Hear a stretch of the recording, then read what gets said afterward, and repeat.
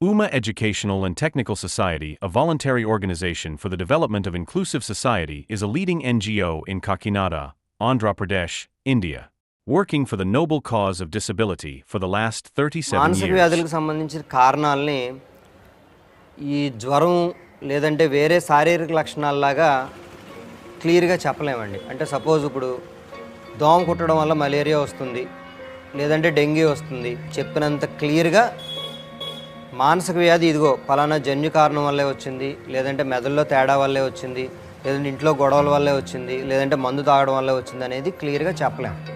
ఇవన్నీ కలగలుగుంటే వచ్చేవి మానసిక వ్యాధులు. కాబట్టి ఇక్కడ లక్షణాలు ఎందుకు వచ్చినాయి అనేది ఆలోచించడం కన్నా ఉన్న లక్షణాలు ఎలా గుర్తుపట్టడం అనేది ఇంపార్టెంట్. అయితే మనం లక్షణాలు గుర్తుపట్టేటప్పుడు అందరికీ అన్ని లక్షణాలు గుర్తుండే అవకాశం ఉండకపోవచ్చు.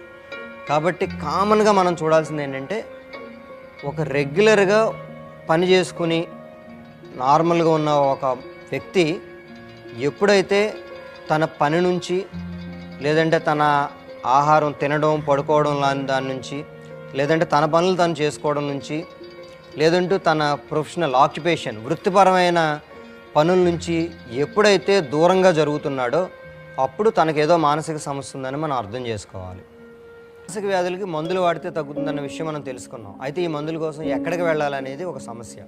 ఒక గ్రామం లెవెల్లో తీసుకుంటే మనకి సచివాలయాల్లో ఏఎన్ఎంస్ని పెట్టారు.